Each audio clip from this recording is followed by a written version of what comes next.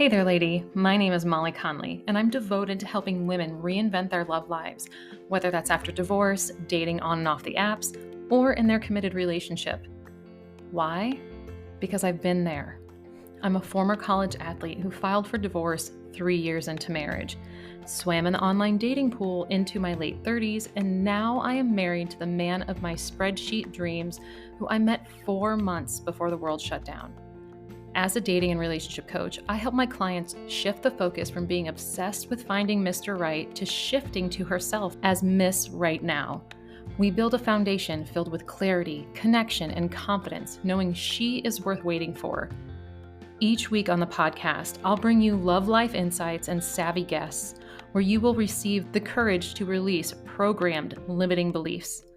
Discover patterns and behaviors restricting you from finding and attracting quality men, and ways to choose yourself first so you can build a foundation for a healthy relationship with yourself and a partner.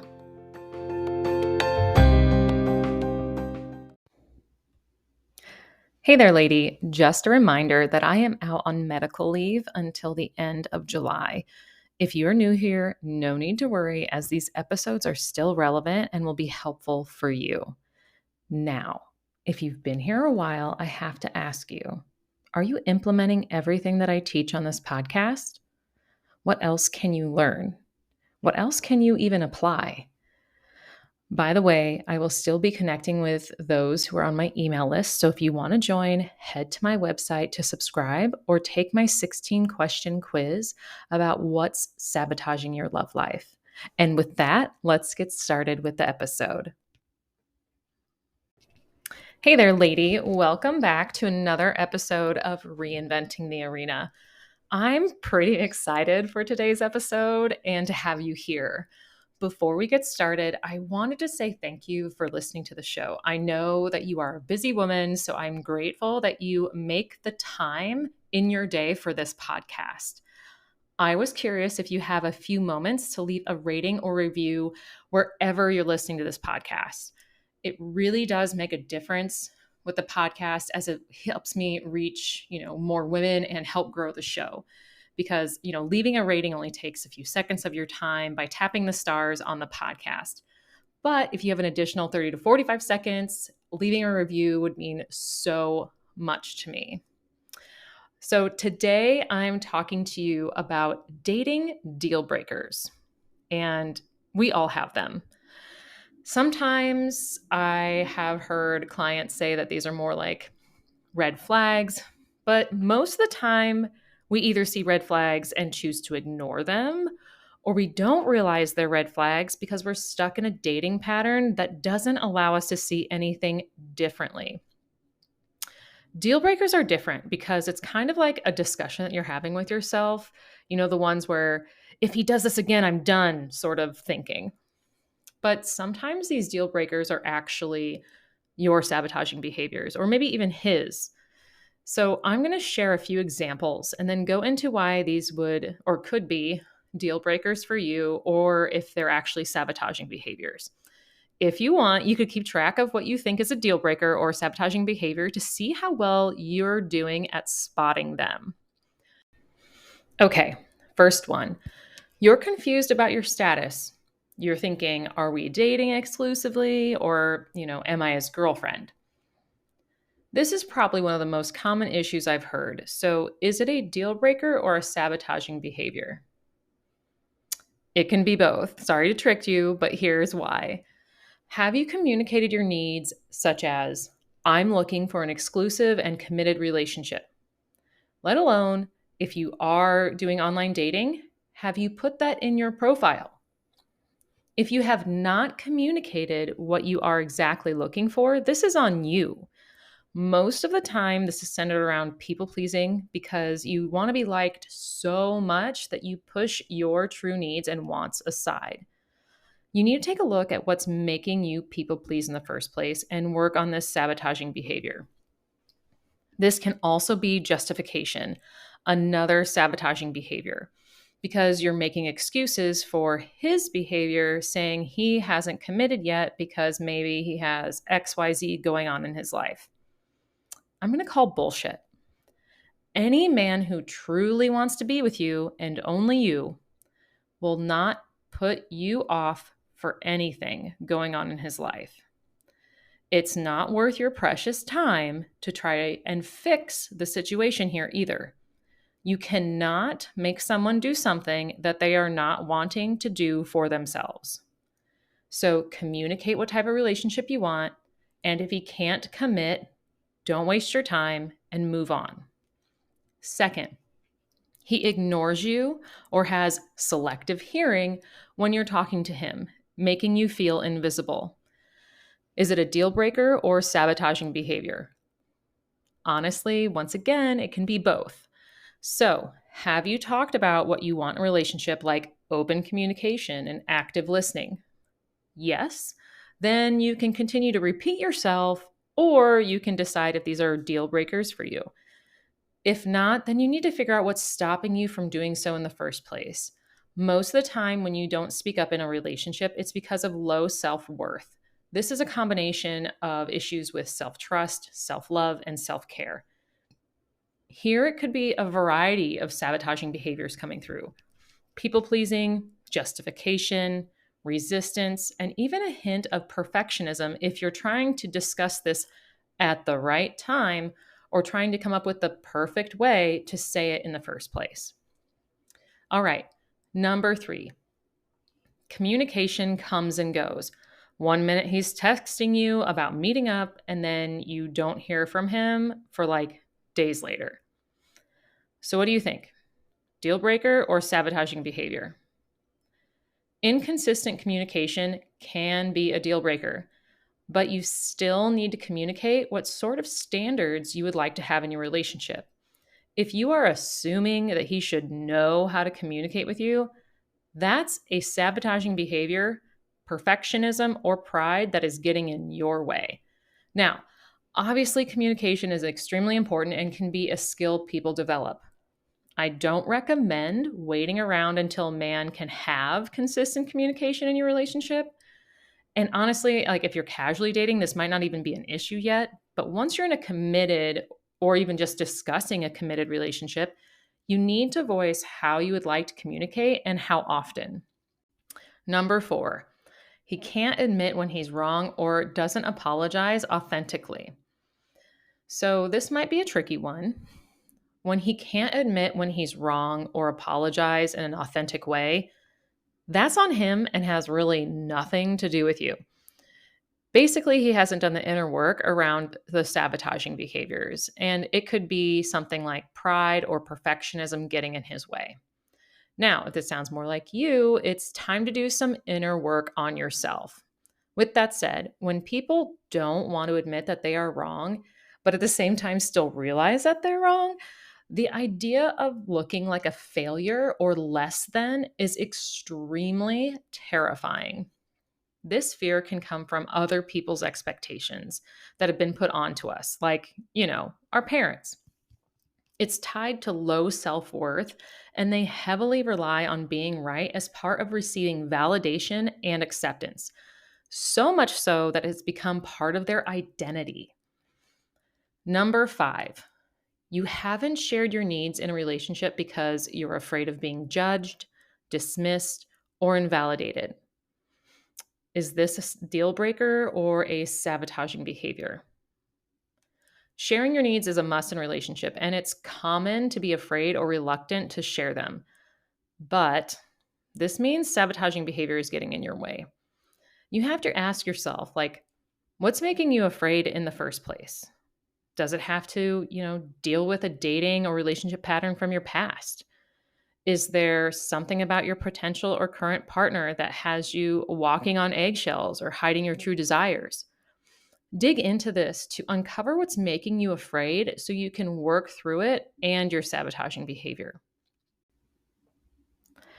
I'm going to pause this episode for a minute. If this sounds like something you need to have in your life, I want you to consider working with me one-on-one. Right now, I'm filling spots to begin working with me in August of 2023. I believe doing the inner work is the most effective and important process to build a healthy relationship. And that's exactly what I do with my clients. I am not here to fix your dating profile or match you with their dream man. I am here to help you go all in for yourself because that's where the magic and love is. I meet you where you are and I help hold you accountable throughout the process. It doesn't matter if you've been doing the work for years and still haven't figured it out, or if you've never had a coach before to help you with personal development and love. All that matters is that you're fed up with where you are right now and you want to get serious about finding a healthy, loving relationship. And you're ready to invest the time and the money to radically change your life in the next 6 to 12 months. If that is you, head over to reinventingthearena.com/private coaching to apply for one-on-one coaching and be added to my wait list. I will be in touch. Now, let's get back to the episode. Moving on to number 6. Making plans always falls onto you. He never seems to take initiative to plan a date. What do you think about this one? Communication around planning dates is important. If he doesn't take the initiative to plan a date, tell him that you're going to plan this one and then he can plan the next. His sabotaging behaviors, honestly, might be showing up. He might feel like whatever he plans isn't good enough for you, falling into the people pleaser behavior. Or he wants the date to be perfect, but he's afraid of rejection if he doesn't make it great for you. But at the same time, if he doesn't follow through, it's time to have a chat. Something more like, I enjoy our time together, but I would like it if we would, trade off planning dates just to mix it up. Approaching the conversation as a mutual give and take responsibility will keep him not feeling defensive while still allowing you to communicate expectations of a healthy relationship. So be open to what he suggests, as it's also going to give you clues if these are dates that truly interest you in the long run. Now, once again, if he can't plan dates after using these communication tactics, do yourself a favor, take yourself out on a date, and move on. Number 7, he tells you who you can and cannot spend time with. He gets jealous easily. All right, this one is pretty obvious, but what do you think it is? Deal breaker or sabotaging behavior? If he gets jealous easily, especially when he tells you who you cannot spend time with, this is a deal breaker. I get it. Some men don't want you to hang out with other men who could just be your friends or friends of your family members. And this could be a trust issue that he has from his past relationships. But you are not in charge of fixing his point of view or even proving yourself to him that you are loyal in your relationship. Find ways to remove yourself from this relationship safely. Next, number 8. When you feel uncomfortable or boundaries are crossed, he pushes you further either because he's not listening or respecting you. Is it a deal breaker or sabotaging behavior? Make sure to communicate your boundaries. If you have to repeat yourself constantly, let alone explain why something makes you feel uncomfortable, and then he says things like, you're just being too sensitive, or you can't take a joke, it can be a deal breaker. Now, you might need to do some inner work to make those boundaries stronger for yourself. And maybe sometimes his playful behavior or even flirting can make you feel uncomfortable. If this has happened to you in multiple relationships, you need to see what these actions are bringing up for you and find ways to work through them, like maybe with a therapist, especially if there's trauma. Number 9, he avoids having deep conversations that include sharing emotions, being vulnerable, and wanting to understand you on that level. What do you think it is? Deal breaker or sabotaging behavior? If he avoids having deep conversations when you two are in a committed relationship, he might have his own sabotaging behaviors to work through. Yet, if you see other issues coming up, like a lack of communication for days and then appearing again out of nowhere, more than likely, he could be emotionally unavailable. Number 10, every time you disagree or argue about something, he threatens to end the relationship. So what about this one? When a man makes a threat to end the relationship, or actually anyone for that matter, that person is trying to regain power in the relationship. It's manipulative, and more than likely, he isn't ready to work on himself to have those difficult conversations in a calm and effective manner. Both number 9 and number 10 are deal breakers, especially if you have already started your inner work. Plus, if you know you're ready for a committed relationship, these are definitely deal breakers. You cannot fix people to heal themselves. Trust me, they have to be ready on their own. Okay, last two. Number 11. You're thinking about the potential in the relationship. He's treating you okay for now, but you want to be treated better. You should know this one because it's centered around communication. So you want to be treated better because you see the potential in him and the relationship.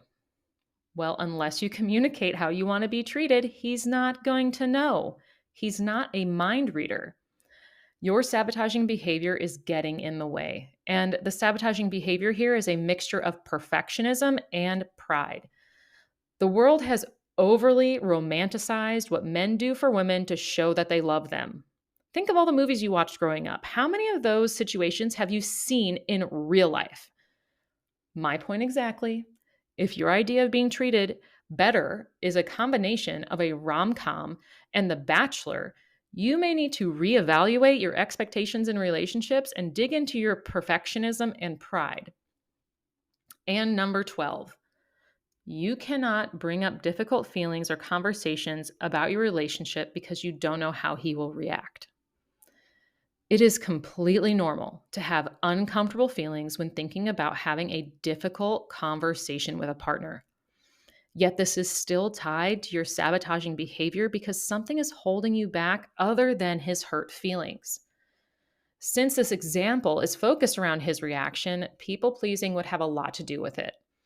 You might even feel that you're justifying your behavior for not telling your partner because of his hypothetical reaction.